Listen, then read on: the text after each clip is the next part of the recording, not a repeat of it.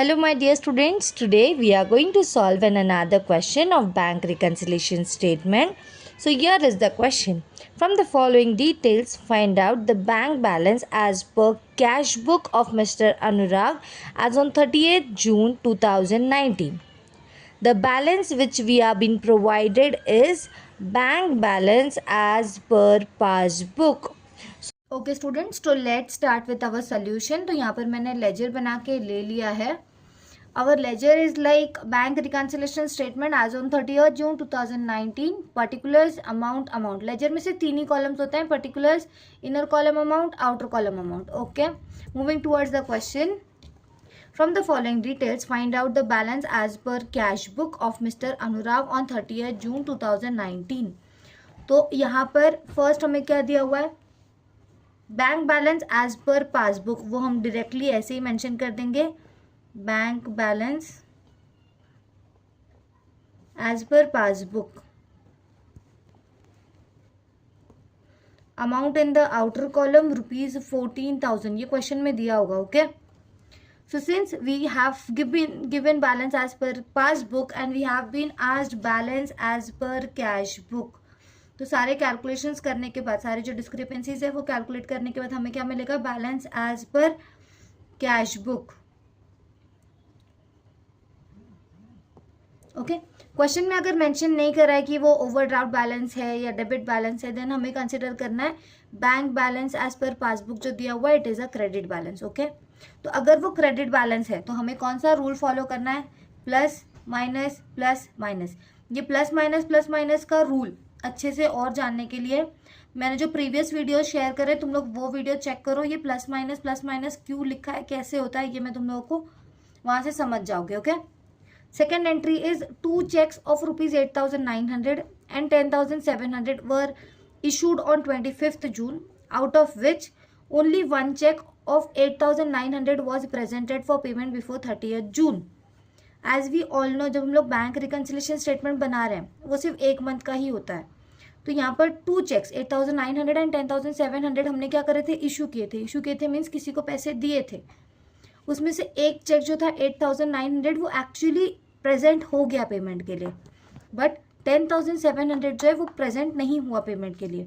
तो यहाँ पर मैं तुम लोगों को वर्किंग नोट बता रही हूँ, this is just a rough note.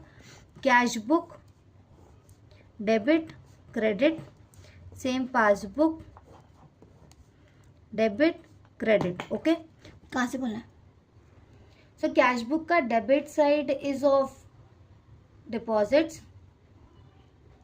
Credit is issue, passbook में debit is issue and credit is deposit. Basically passbook का डेबिट इज इश्यूज नहीं होता, विड्रॉवल्स होते हैं, बट हमारे इजी अंडरस्टैंडिंग के लिए मैंने इसी का ऑपोजिट कर दिया है। ओके, ये स्पेसिफिकली मैं वीडियो हिंदी में बना रही हूँ बिकॉज बच्चों का रिक्वेस्ट था कि मैम हिंदी में वीडियो बनाइए। ओके, सो कैश बुक डेबिट साइड, तो यहाँ पर जैसे मैंने लिखा है passbook credit balance plus minus, ये प्लस माइनस की चेंज जो है वो हम लोग यहाँ लिखेंगे, डेबिट के ऊपर प्लस, क्रेडिट के ऊपर minus, then plus, then minus. ये जो चेन है हम लोग यहाँ फॉलो करेंगे, plus minus. 2 checks of ₹8,900 and 10,700 were issued on 25th June, out of which only one check 8,900 was presented। तो 8,900 का कोई पोस्टिंग नहीं आएगा, क्योंकि हमने वो इशू करा एंड वो प्रेजेंट भी हो गया, तो कोई एंट्री नहीं आएगा। बट जो 10,700 है ना, वो इशू हुआ था बट प्रेजेंट नहीं हुआ and it is not mentioned in passbook, क्योंकि अगर वो प्रेजेंट ही नहीं हुआ तो पासबुक में कोई एंट्री नहीं आएगा, तो हम लोग यहाँ नहीं देखेंगे, यहाँ देखेंगे।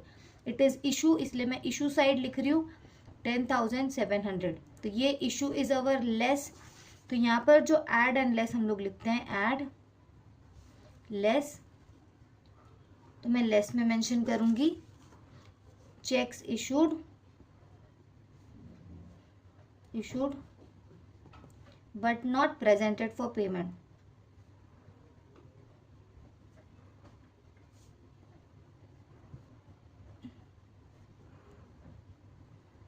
I hope 8,900 का पोस्टिंग समझ आया होगा।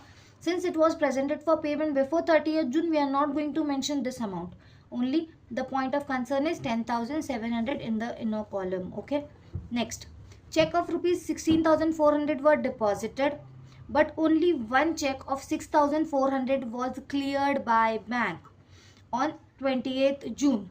तो यहाँ पर checks of rupees 16,400 which means देखो 16,400 के टोटल चेक्स थे, इसमें से 6,400 was deposited and it was cleared also, तो इसका कोई पोस्टिंग नहीं आएगा. बट बाकी का जो 10,000 है it was deposited for the payment, but वो क्लियर हुआ क्या? नहीं हुआ.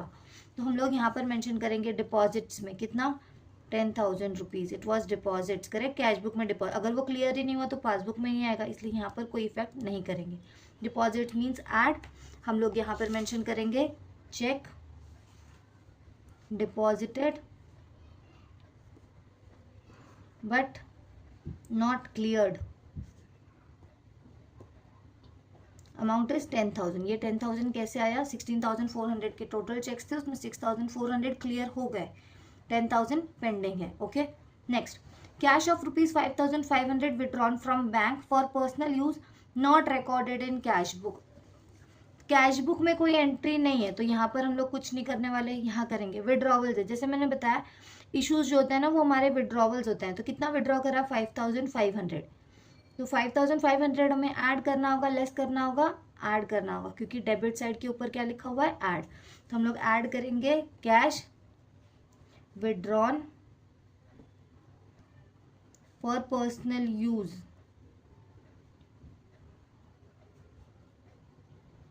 Amount is rupees 5,500. Okay.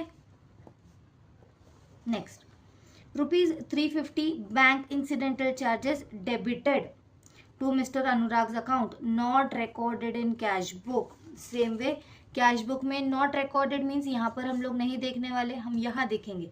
It was debited. Debited means withdraw हुआ. कितना? रुपीज 350. ये 350 क्या होगा? ऐड होगा. हम लोग यहाँ पर लिखेंगे bank incidental charges debited. Bank incidental charges debited. Amount is rupees 350. Okay, 350. Moving towards the next, there was a debit in passbook of rupees 7,500 in respect of a check dishonored on 30th June. There was a debit in passbook. Question में clearly mention करा है debit in passbook, हम वो as it is लिख देंगे 7,500. ये 7,500 हमने debit side में लिखा, डेबिट के ऊपर हमने क्या लिखा हुआ है? ऐड. हम लोग ऐड डायरेक्टली कर देंगे debit in passbook due to check dishonored. Okay, debit in passbook due to check dishonored.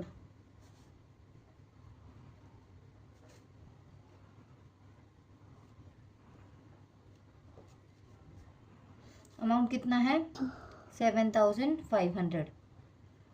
Moving towards the last entry, interest rupees 425 was credited in passbook only. passbook only means यहाँ पर कोई effect है क्या? नहीं है. Passbook only. It was credited. कितना? Rupees 425. हमने credit के ऊपर क्या लिखा हुआ है? Minus. Without any hesitation minus में लिख देंगे interest credited. The amount which we are writing is 425. अब हम इसका टोटल करेंगे. We will write it in the outer column. इसका टोटल करेंगे आउटर कॉलम. यहाँ का जो अमाउंट लिखेंगे लेस में वो हम कैसे लिखेंगे? into the brackets. इसका टोटल करते हैं. Just give me a minute, I do calculations. So इसका टोटल 10,000, 5,500, 350 एंड 7,500. इसका टोटल करके हम आउटर कॉलम में लिखेंगे the amount is equals to 23,350. उसके बाद हम ये दोनों अमाउंट का एडिशन करेंगे. The amount which we get is 37,350. Okay. Then इसमें से ये अमाउंट हम माइनस करेंगे. इसका टोटल इज 11,125. ओके, इसको हम माइनस करेंगे. Then we get balance as per passbook. इसका जो टोटल अमाउंट है, just give me a minute, I will tell you. So the total amount which we get is 26,225. Okay, so सारे calculations workout करने के बाद like 14,000 eight 23,350. इसमें से हमने ये माइनस करा 11,125. The final amount which we get is 26,225, which is our balance as per cash book. The final answer for our question. Okay. If you have any doubts, feel free to contact me. Thank you for watching.